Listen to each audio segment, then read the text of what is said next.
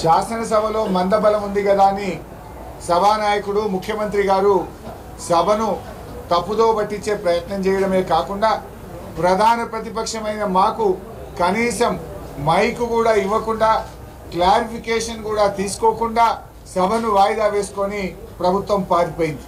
ఇది చాలా దుర్మార్గం.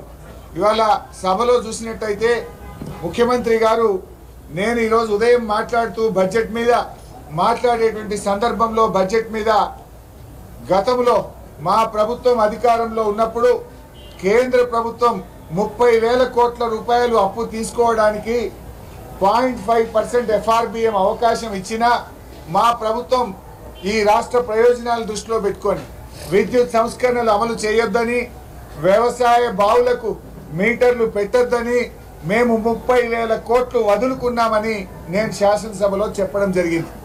నేను ఈ విషయం మాట్లాడేటువంటి సందర్భంలోనే సడన్ గా ముఖ్యమంత్రి గారు ఆయన మైక్ తీసుకొని ఆయన గారు గతంలో మీ ప్రభుత్వం సంతకాలు పెట్టింది, ఇగో మీ అధికారులు పోయి అగ్రిమెంట్లు చేసిండ్రు అని ఒక కాగితాన్ని చూపించి సభను సభ ద్వారా రాష్ట్ర ప్రజల్ని పక్కదో పట్టించే ప్రయత్నం చేశారు.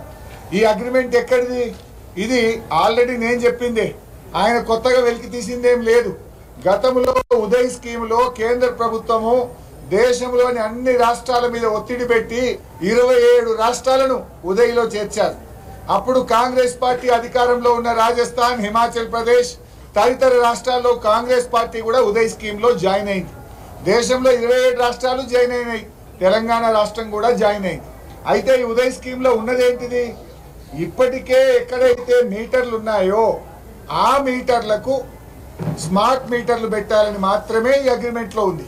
అది కూడా వ్యవసాయ విద్యుత్ కనెక్షన్లను మినహాయిస్తూ వ్యవసాయ విద్యుత్ కనెక్షన్లు కాకుండా 500 యూనిట్లకు పైగా కరెంటు కాల్చుతున్నటువంటి మీటర్లకు ఆ పాత మీటర్ల జాగల కొత్త స్మార్ట్ మీటర్లు పెట్టాలని మాత్రమే ఉన్నది. కానీ ముఖ్యమంత్రి గారు ఏం సేవను పక్కతో పట్టించే ప్రయత్నం చేసినారు. మీరు వ్యవసాయ బావులకు మోటార్లకు మీటర్లు పెట్టాలని మీరు ఆల్రెడీ సంతకం పెట్టారు అని ఒక తప్పుడు మెసేజ్ను పంపించే ప్రయత్నం చేశారు. ఇదేమో 2017 సంవత్సరం. ఈ యాక్చువల్గా కేంద్ర ప్రభుత్వం రాష్ట్రాలను అడిగినటువంటిది 9 జూన్ 2021. ఇగో ఇది 9 జూన్ 2021 నాడు కేంద్ర ప్రభుత్వం మీరు రాష్ట్రాలు వ్యవసాయ బావులకు మీటర్లు పెడితే మీ రాష్ట్రాలకు 0.5% FRBM అధికంగా ఇస్తాం అంటే తెలంగాణకు దాదాపు 30,000 కోట్లు తెచ్చుకునే అవకాశం ఉండే.